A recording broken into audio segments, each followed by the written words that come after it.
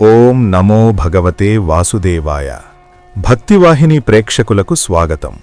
మహాభారత సంఘర్షణ కేవలం రాజ్యాల మధ్య జరిగిన యుద్ధం మాత్రమే కాదు, అది ఒక గొప్ప వ్యూహం మరియు మానసిక విశ్లేషణ. కురుక్షేత్ర మైదానమంతటా శంఖారావాలు మ్రోగాయి. యుద్ధం ప్రారంభం కావడానికి కొద్ది క్షణాల ముందు కౌరవపక్ష నాయకుడైన దుర్యోధనుడు ఒక రకమైన అంతర్మథనానికి లోనయ్యాడు. పాండవ సైన్యం చిన్నదిగా అతని కనిపించినప్పటికీ యుద్ధరంగంలో జరుగుతున్న దృశ్యం అందుకు భిన్నంగా ఉంది. ఈరోజు భగవద్గీతలోని అసాధారణ శ్లోకాల ద్వారా తన గురువు ద్రోణాచార్యుని వద్దకు వెళ్లి పాండవుల పక్షాన మోహరించి ఉన్న గొప్ప యోధులను చూసినప్పుడు దుర్యోధనుడు అనుభవించిన వేదనను అన్వేషిద్దాం. మొదట ఆ పవిత్ర శ్లోకాలను గుర్తు చేసుకుందాం.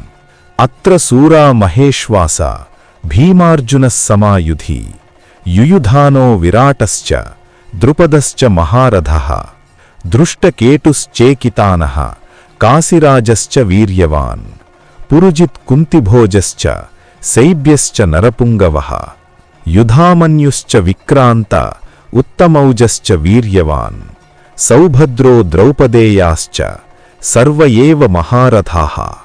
ఈ శ్లోకాల సారం చాలా గంభీరమైనది. దుర్యోధనుడు తన గురువుతో ఇలా అంటున్నాడు: ఓ ఆచార్య, వారి పక్షాన ఉన్న పరాక్రమవంతులైన యోధులను గమనించండి. యుయుధానుడు, విరాటుడు, ద్రుపదుడు వంటి వీరులు శక్తివంతమైన ధనుస్సులను ధరించి ఉన్నారు. యుద్ధ నైపుణ్యంలో వారందరూ భీముడు మరియు అర్జునుడికి సమానులు. అంతేకాకుండా పరాక్రమవంతుడైన దృష్టకేతువు, చికిత్సానుడు, ధైర్యవంతుడైన కాశీరాజు, పురుజిత్తు, కుంతిభోజుడు మరియు శ్రేష్ఠుడైన శైబ్యుడు అక్కడ ఉన్నారు. ఇంకా ధైర్యవంతుడైన యుయుధామన్యుడు, పరాక్రమవంతుడైన ఉత్తమౌజుడు, సుభద్రకుమారుడైన అభిమన్యుడు మరియు ద్రౌపది కుమారులు వీరెవరూ సాధారణమైనవారు కాదు. వారందరూ గొప్ప యోధులు.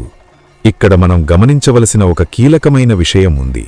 దుర్యోధనుడు ఈ యోధులందరినీ మహారథిలు అని సంబోధిస్తున్నాడు. అసలు ఈ మహారథి ఎవరు?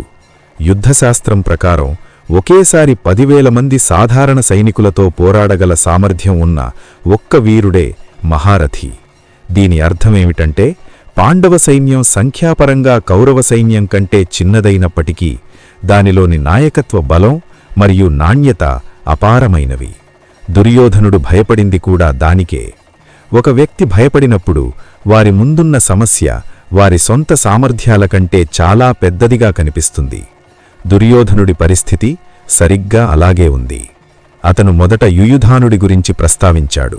అతను మరెవరో కాదు, శ్రీకృష్ణుడి వద్ద నేరుగా శిక్షణ పొందిన సాత్యకి.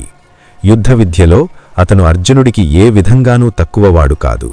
అదేవిధంగా విరాట మహారాజు మరియు గొప్పరాజు ద్రుపదుడు కేవలం పాలకులు మాత్రమే కాదు, దశాబ్దాల యుద్ధ అనుభవం కలిగిన గొప్ప వ్యూహకర్తలు కూడా.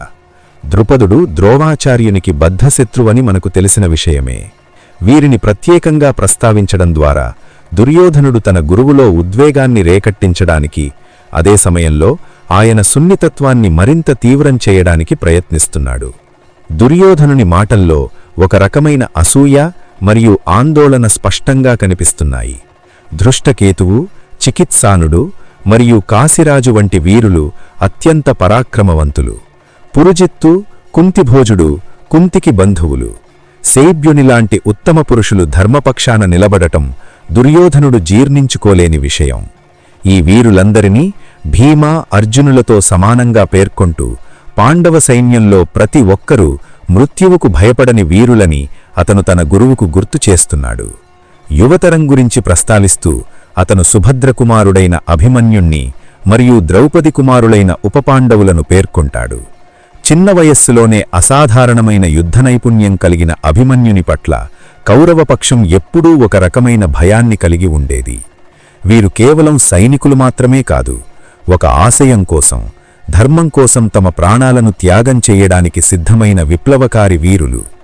ధర్మంతో కూడిన ఈ ఐకమత్యమే దుర్యోధనునికి నిద్ర లేకుండా చేసింది. ఈ ఘట్టం మనకు ఒక అద్భుతమైన జీవిత పాఠాన్ని బోధిస్తుంది. మన జీవితాల్లో కూడా మనం సమస్యలను ఎదుర్కొన్నప్పుడు అవి చరచుగా మనకు అత్యంత భారీగా కనిపిస్తాయి. ఇతరుల బలాన్ని చూసి మనం భయపడిపోతుంటాం. అయితే నిజమైన విజయం కేవలం సంఖ్యాబలంలో ఉండదు. అది మన ధైర్యంలోనూ, మనం ఎంచుకునే ధర్మమార్గంలోనూ నిక్షిప్తమై ఉంటుంది. పాండవులు ధర్మం పక్షాన నిలబడ్డారు కాబట్టే ప్రపంచంలోని అత్యుత్తమ యోధులందరూ వారి పక్షాన నిలిచారు. పరాక్రమం కేవలం శారీరక బలంలో మాత్రమే ఉండదు. అది మనలోని నైతికత మరియు చిత్తశుద్ధిలో ఉంటుంది. మిత్రులారా, భగవద్గీతలోని ప్రతి శ్లోకం మనకు ఆత్మ పరిశీలన చేసుకునే అవకాశాన్ని కల్పిస్తుంది. దుర్యోధనుడిలా సమస్యలను భయం అనే కోణంలో చూడకుండా అర్జునుడిలా ధర్మంపై విశ్వాసంతో ఎలా ముందుకు సాగాలో ఈ పవిత్ర గ్రంథం మనకు బోధిస్తుంది. శత్రు సైన్యం యొక్క బలాన్ని గుర్తించడం ఒక సరైన వ్యూహమే, కాని ఆ గుర్తింపు భయానికి దారితీస్తే అది పతనానికి సంకేతం. కాబట్టి మనం మన సొంత శక్తిని విశ్వసించాలి మరియు దైవచింతనతో ధర్మ మార్గంలో ముందుకు సాగాలి.